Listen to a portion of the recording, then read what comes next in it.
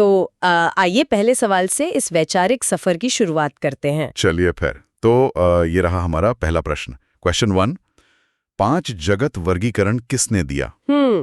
इसके विकल्प हैं A Carl Linnaeus, okay. B R H. Whittaker, C Charles Darwin या फिर डी अरस्तु। इस बुनियादी सवाल का सही उत्तर है विकल्प B, R H. Whittaker. R H. Whittaker. अब देखिए यहाँ एक सवाल उठता है। हाँ, बताइए। विज्ञान की दुनिया में इस 5 जगत यानी 5 किंगडम क्लासिफिकेशन की इतनी चर्चा क्यों होती है? मतलब ऐसा क्या था जिसने पुरानी व्यवस्था को ही बदल दिया? देखिए, अगर हम इसे एक उदाहरण से समझे ना, तो मान लीजिए पहले पूरी दुनिया के जीवों की जानकारी एक ऐसी लाइब्रेरी की तरह थी जहां सिर्फ 2 ही बड़े कमरे थे। अच्छा, सिर्फ 2 कमरे? हाँ, एक पौधों के लिए और एक जानवरों के लिए। पादप और जंतु जगत। बिल्कुल। लेकिन फिर सूक्ष्म जीवों की खोज हुई, जो ना तो पौधे थे और ना ही जानवर। हाँ, ये तो एक बड़ी समस्या हो गई होगी। बिल्कुल। हमारे स्रोत में एक बहुत ही खूबसूरत ट्री ऑफ लाइफ यानी जीवन के वृक्ष का चित्र दिया गया है। हाँ, वो जिसमें 5 अलग-अलग शाखाएं चमक रही हैं। एकदम सही। 1969 से पहले उस पुरानी 2 कमरों वाली लाइब्रेरी में सूक्ष्म जीवों और फफूंद के साथ बहुत नाइंसाफी हो रही थी। मतलब उन्हें जबरदस्ती फिट किया जा रहा था। हाँ, उन्हें जबरदस्ती पौधों या जानवरों के कमरों में ठूसा जा रहा था।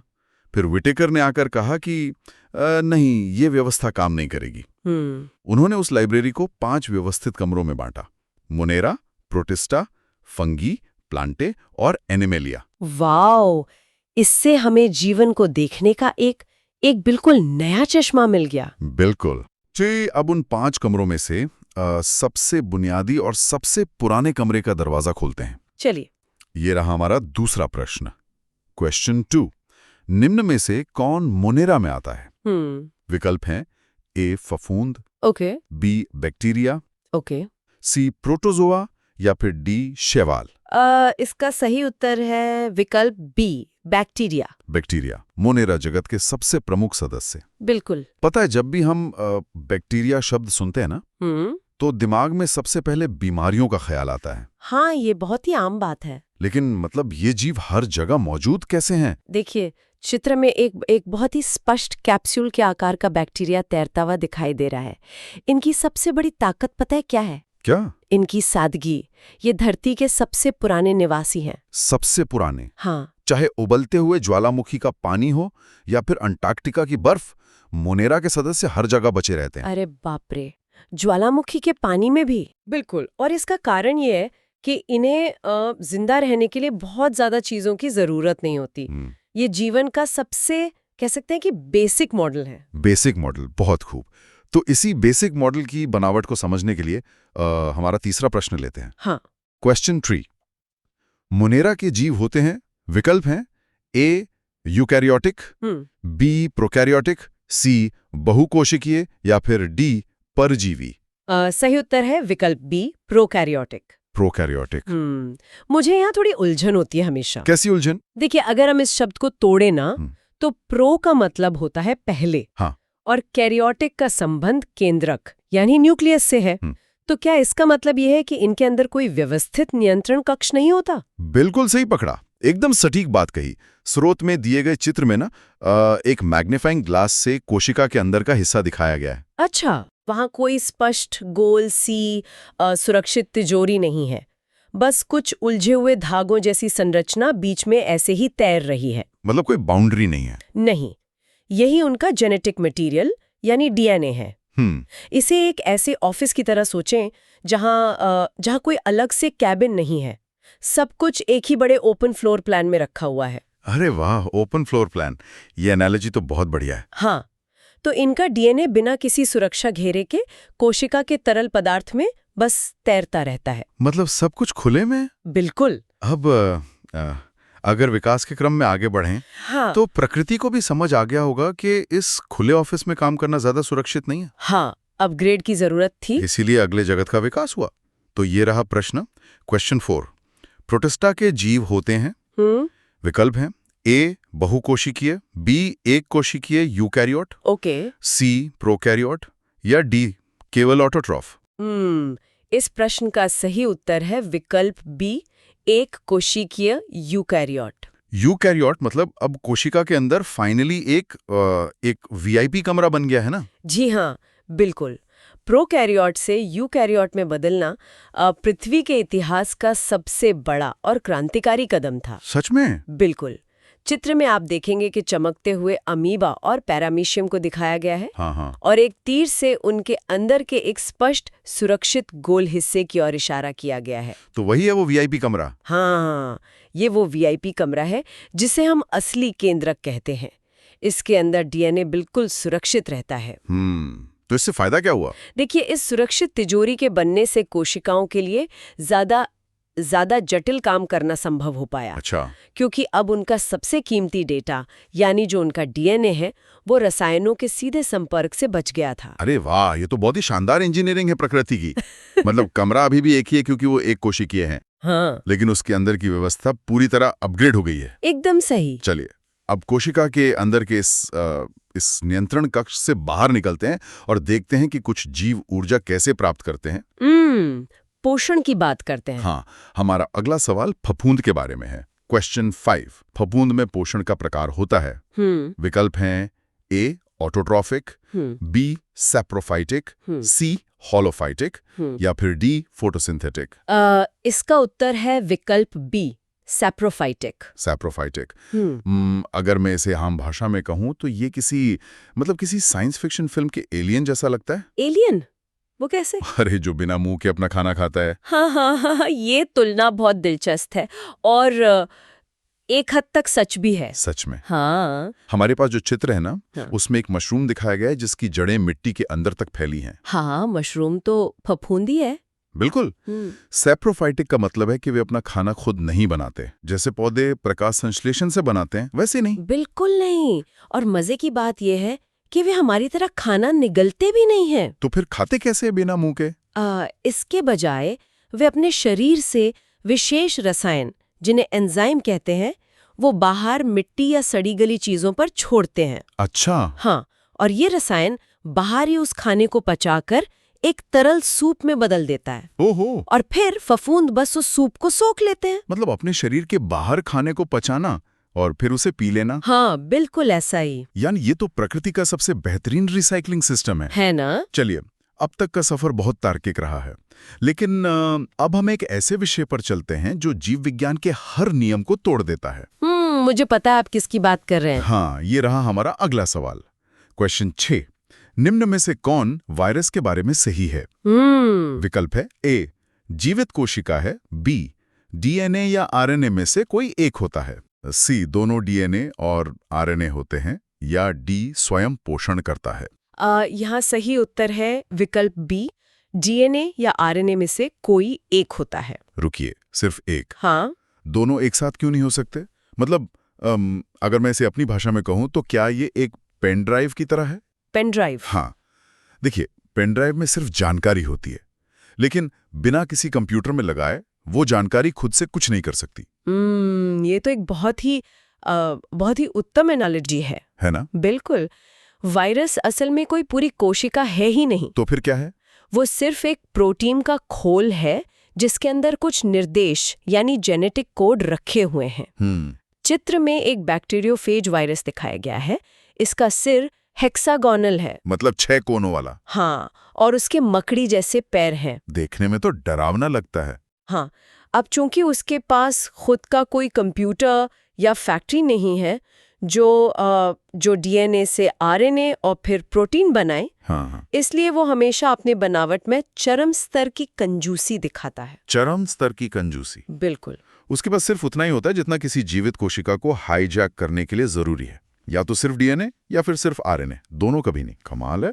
प्रकृति के शातिर नियम तोड़ने वाले से थोड़ा दूर हटकर चलिए वापस जानी मानी हरी भरी दुनिया की ओर चलते हैं। ठीक है। हमारा 7वां प्रश्न है, क्वेश्चन 7। शैवाल किस जगत में आते हैं? विकल्प हैं ए मोनेरा, बी प्रोटिस्टा, सी प्लांटे या डी फंगी। इसका सही उत्तर है विकल्प सी, प्लांटे, यानी पादप जगत। पादप जगत मतलब पौधे। हाँ। लेकिन देखिए, जब हम तालाब में तैरती हुई वो हरी काई या शैवाल को देखते हैं, हाँ, तो उसमें न कोई जड़ होती है, न तना, न पत्तियां, फिर वे पौधे कैसे हुए? ये एक बहुत ही सामान्य उलझन है। लेकिन जीव विज्ञान बाहरी रूप रंग से ज्यादा अंदरूनी कार्यप्रणाली पर ध्यान देता है। अच्छा। चित्र में एक ट्यूब जैसी संरचना के अंदर एक सर्पीलाकार हरा हिस्सा दिखाया गया है। सर्पीलाकार मतलब स्पाइरल? हाँ। ये क्लोरोप्लास्ट है। ये वो जादुई फैक्ट्री है जो सूरज की रोशनी और कार्बन डाइऑक्साइड को खींचकर खाना बनाती है। ओहो, प्रकाश संश्लेषण। बिल्कुल। इसी क्षमता के कारण उन्हें पादप जगत में रखा गया है। और ये जानना बहुत जरूरी है कि पृथ्वी पर मौजूद ऑक्सीजन का एक बहुत बड़ा हिस्सा वो बड़े बड़े जंगलों से नहीं आता। फिर कहाँ से आता है? वो महासागरों में तैरने वाले इन्हीं सूक्ष्म शैवालों से आता है। अरे वाह! मतलब ये बिना पत्तियों वाले पौधे पूरी दुनिया को सांस लेने में मदद कर रहे हैं। बिल्कुल। चलिए अब पौधों की इस विशाल दुनिया से वापस सबसे छोटे जीवों की दुनिया में चलते हैं। ठीक है। क्वेश्चन 8। निम्न में से कौन जीवाणु का उदाहरण है? विकल्प हैं ए अमीबा, बी पैरामीशियम, सी इकोलाई, ओके, या फिर डी यीस्ट। इस प्रश्न का सही उत्तर है विकल्प सी, इकोलाई। इकोलाई, ये नाम तो अखबारों से लेकर विज्ञान की किताबों तक हर जगह सुनने को मिलता है। हाँ, बहुत मशहूर है। इस पर इतनी चर्चा क्यों होती है? देखिए, चित्र में बहुत सारे जीवों की भीड़ है। हाँ। लेकिन केवल एक रॉड के आकार के इकोलाई पर नीली रोशनी यानी एक स्पॉटलाइट पड़ रही है। स्पॉटलाइट क्यों? क्योंकि विज्ञान में इसे मॉडल ऑर्गेनिज्म कहा जाता है। अच्छा। ये हमारी आंतों में प्राकृतिक रूप से रहता है और प्रयोगशालाओं में इसे उगाना बहुत ही आसान है। आपको जानकर हैरानी होगी कि विज्ञान ने जेनेटिक्स और माइक्रोबायोलॉजी के आधे से ज्यादा रहस्य इसी एक जीवाणु का अध्ययन करके सुलझाए हैं। क्या बात कर रही हैं? हाँ, इसीलिए ये मोनेरा जगत का कह सकते हैं कि सुपरस्टार है। तो ये प्रयोगशालाओं का सबसे चहेता जीव है। बिल्कुल। बहुत खूब। अब हम इस विश्लेषण के चौथे चरण में प्रवेश कर रहे हैं। हाँ, जहां बात होगी सुरक्षा और प्रकृति की अनोखी साझेदारियों की। ये मेरा पसंदीदा हिस्सा है। चलिए फिर, ये रहा 9वां प्रश्न, क्वेश्चन 9। कवक की कोशिका भित्ति किससे बनी होती है? विकल्प हैं ए सेलुलोस, बी काइटिन, सी प्रोटीन, या फिर डी लिपिड। सही उत्तर है विकल्प बी, काइटिन। काइटिन। मुझे यहाँ एक विरोधाभास दिख रहा है। कैसा विरोधाभास? देखिए, पौधों की दीवार तो सेलुलोस की बनी होती है। बिल्कुल। फिर कवक यानी फंगी ने एक अलग ही रास्ता क्यों चुना? यही बात तो कवक को इतना खास बनाती है। कैसे? चित्र में आप देखेंगे कि कोशिका भित्ति की परतों के अंदर एक बहुत ही जटिल रासायनिक संरचना दिखाई गई है। हाँ, वो जाल जैसा कुछ है। हाँ, ये काइटिन है। और सबसे चौंकाने वाली बात पता है क्या है? क्या? यही काइटिन वो पदार्थ है जिससे कीड़ों, मकड़ियों और केकड़ों का बाहरी कठोर खोल बनता है। क्या मतलब मशरूम का वो नरम हिस्सा और एक केकड़े का सख्त कवच, दोनों का बुनियादी रासायनिक निर्माण एक ही चीज से हुआ है? एकदम सही। यार, ये तो दिमाग घुमा देने वाला तथ्य है ना? प्रकृति एक ही बेहतरीन डिजाइन का कई जगह इस्तेमाल करती है। काइटिन सेलुलोज के मुकाबले ज्यादा मजबूत होता है और पानी को रोकने में ज्यादा सक्षम होता है। अच्छा, तो इससे फफूंद को फायदा होता है? बिल्कुल, ये कवक को मिट्टी की नमी में सुरक्षित रहने में बहुत मदद करता है। ये जानकारी वाकई हैरान करने वाली है। हाँ? अब देखते हैं कि जब ये मजबूत दीवारों वाले कवक किसी और जीव के साथ रहने का फैसला करते हैं तो क्या जादू होता है? साझेदारी की बात। हाँ। क्वेश्चन 10। लिचन किसका सहजीवी संबंध है? विकल्प हैं ए शैवाल और कवक, ओके, बी बैक्टीरिया और कवक, सी शैवाल और बैक्टीरिया, या डी कवक और वायरस। इसका उत्तर है विकल्प ए, शैवाल और कवक। शैवाल और कवक का सहजीवन। हाँ, और चित्र इसे एक बहुत ही सुंदर रूपक के जरिए समझाता है। कैसा रूपक? इसमें 2 अलग-अलग वृत्त हैं। एक पत्ती वाला हिस्सा जो शैवाल है और एक जड़ों वाला जाल जो कवक है। हाँ। जब ये दोनों मिलते हैं ना, तो बीच में एक रोशनी पैदा होती है। इसे प्रकृति का कह सकते हैं रूममेट अग्रीमेंट कहा जा सकता है। रूममेट एग्रीमेंट, हाँ। यानी दोनों एक दूसरे के बिना नहीं रह सकते। ठीक ऐसा ही। देखिए, कवक के पास मजबूत काइटिन की दीवारें हैं। हाँ, अभी हमने पढ़ा। वो एक ढांचा बनाता है जो नमी सोख सकता है, लेकिन वो अपना खाना खुद नहीं बना सकता। और दूसरी तरफ शैवाल? हाँ, शैवाल प्रकाश संश्लेषण से खाना तो बना सकता है, लेकिन अगर उसे सीधे धूप में किसी नंगी चट्टान पे रख दें तो वो सूख कर मर जाएगा? बिल्कुल, तो दोनों हाथ मिला लेते हैं। अरे वाह! शैवाल रसोई संभालता है और खाना बनाता है, जबकि कवक उसे रहने के लिए एक सुरक्षित नमी वाला घर देता है। क्या बढ़िया व्यवस्था। हाँ, और इसी तरह ये दोनों मिलकर बंजर चट्टानों पर भी जीवित रह लेते हैं, जहां कोई और नहीं रह सकता। वाह! एक खाना बनाता है और दूसरा घर का किराया और सुरक्षा देता है। अद्भुत। बिल्कुल। अब जीवन के इस बड़े साझेदारी वाले रूप से हटकर हम सीधे जीवन की भौतिक सीमाओं को परखते हैं। चलिए। क्वेश्चन 11। माइकोप्लाज्मा की विशेषता क्या है? विकल्प हैं: ए, कोशिका भित्ति होती है, बी, सबसे छोटा जीवित जीव, ओके। सी, केवल डीएनए होता है, या डी, बहुकोशिकीय होता है। सही उत्तर है विकल्प बी, सबसे छोटा जीवित जीव। सबसे छोटा मतलब बैक्टीरिया से भी छोटा? हाँ। लेकिन एक जीवित जीव कितना छोटा हो सकता है? देखिए, चित्र में इसे दिखाने के लिए एक बहुत ही सूक्ष्म जीव के पास एक मापने वाला स्केल रखा गया है। अच्छा, कैलिपर। हाँ, ये जीव विज्ञान का एक अजूबा है। ये इतना छोटा है कि उन फिल्टर पेपर्स से भी पार निकल जाता है जो आम बैक्टीरिया को रोकने के लिए बनाए गए हैं। बाप रे! लेकिन इसकी सबसे बड़ी खासियत ये है कि इसके पास कोशिका भित्ति यानी सेल वॉल होती ही नहीं है। बिना दीवार के? हाँ। अगर इसके पास दीवार नहीं है तो ये खुद को बाहरी खतरों से कैसे बचाता है? यही तो इसका सबसे बड़ा हथियार है। हथियार? कैसे? उदाहरण के लिए मान लीजिए पेनिसिलिन जैसी कई प्रसिद्ध एंटीबायोटिक दवाइयां हैं। हाँ। वो बैक्टीरिया को कैसे मारती हैं? वे बैक्टीरिया की कोशिका भित्ति को तोड़ देती हैं। लेकिन माइकोप्लाज्मा के पास तो दीवार है ही नहीं। अरे! तो पेनिसिलिन इस पर कोई असर नहीं कर पाती। इसने अपनी कमजोरी को ही अपनी सबसे बड़ी ताकत बना लिया है। सच में? प्रकृति में छोटा होना या कुछ ना होना भी एक बचाव का तरीका हो सकता है? बिल्कुल। अब इसी सूक्ष्म दुनिया के एक और मशहूर किरदार से मिलते हैं। चलिए। क्वेश्चन 12। निम्न में से कौन प्रोटिस्टा का सदस्य है? विकल्प है: ए, यीस्ट, बी, अमीबा, सी, मशरूम, या डी, बैक्टीरिया। इसका सही उत्तर है विकल्प बी, अमीबा। अमीबा, ये तो स्कूल की विज्ञान की किताबों का सुपरस्टार है। बिल्कुल है।